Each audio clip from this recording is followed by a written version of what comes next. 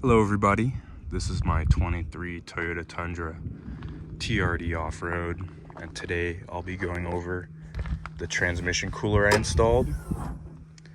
You'll see it behind the grille. It's a universal transmission cooler with two 8-inch universal cooling fans, and it is mounted at these locations. Pay attention to the general area of where it's mounted. I tried to stay away from this AC condenser line, and I tried to stay away from this intercooler hose union here. The bottom mount is going to be here. So this is driver's side, lower mount. I took the grill off, lifted this up into position, just the cooler itself, not the fans yet, just the cooler first. Lift it up from the bottom of the truck. I'll try and give you a general shot here, but you basically wiggle it through there, lift it into position, and mark out these lower brackets here. I use Sharpie, use whatever you want, but mark the brackets out and then take the cooler out. Once the cooler is out, you can drill your holes. You don't want to mess the cooler up. 1/4-inch holes for the 1/4-inch bolts I used. The top mount. Super easy, just mount to the top and then mount to the cross member here. Drill the 1/4-inch hole. Good to go. Here we go. On the passenger side, same thing. You mount it up first, and then you can attach the fans second. Before you do that, before you install it, make sure you pre-fill the cooler. It takes about 1/2 quart of Toyota World Standard transmission oil. Once you pre-fill it, attach your hoses.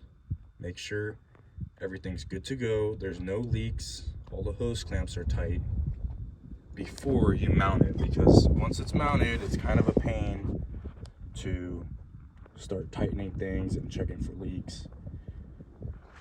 I left about 5 feet on each side to get to the cooling location back here.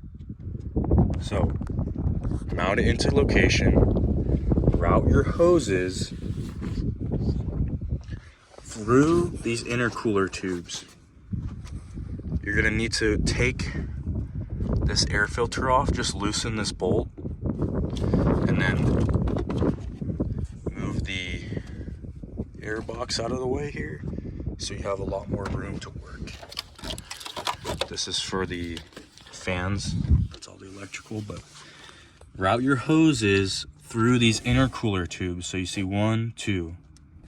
Route these through, and this is the important part. If you take anything away from this video, these are the transmission oil lines here. I am zooming in on the line that goes from the transmission to the radiator. So you can see the factory hose clamp, and then it goes down to the bottom of the radiator. It cools it off a little bit, and then on the left is where it sends it back. You can see I have the aftermarket hose on there. You're gonna pull the factory hose off of there. So I'll try and use my in and out straw here. This here is the factory hose. This is my aftermarket hose. And there's a coupler in between. So loosen that hose clamp from the factory. You can see I'm pointing to it. Loosen the hose clamp with a pair of pliers, pull the hose clamp down, and then pull it off of this left side. Once it's off, you can take either of the transmission oil lines and connect it to the factory transmission line using a coupler. So just put a little oil on that coupler, put it about halfway in, and then connect your aftermarket hose and some hose clamps, and you should be good to go. So one of the hoses goes on this left-hand side to the cooler, and then from the cooler back to the transmission, the factory line. Okay, don't touch this right-hand side. You guys see the camera is looking at it right now. This hose clamp down here and this hard line that goes down is from the transmission to the radiator, and then this left side is radiator to the transmission. You're going to tap into that hose and cool your oil off. Okay, so the oil comes out of this side, you catch it, go to the cooler, and then send it back. Boom, coupler, factory line, and you're good to go. Again, I left about 5 feet on each side. I ended up probably about 4 feet. So you have a little bit of room to play with this hose length and where you want to run it if you want to switch that up. But this is how I did it, and you can feel the difference in the line that's going in on this right hand side. It's hot, and the line that's coming out of the cooler is significantly cooler. So this transmission cooler is definitely doing its job. It's not perfect. You might still get the warning light for that transmission oil, but it's definitely cooling it off. One more thing, these fans here are mounted through the fins. So this is a stacked plate cooler. The plates hold the oil, the fins aid in cooling. So you can see some of those fins are damaged. I basically got this fan into position, poked a hole using a punch through those fins, and then ran a 2-inch number 10 bolt with a foam pad. Those come with the transmission fans, and then a big fender washer to disperse the pressure on those stacked plates. I didn't want it all on the fins. I kind of wanted to disperse the pressure. So there's a big fender washer, you can't really see it, and then a nylon locking nut. One more thing, if you go with this setup in this location, this pillar is making contact with the cooler. So just put a little foam pad there to make sure that's not wearing through and damaging the plate, because that's carrying oil.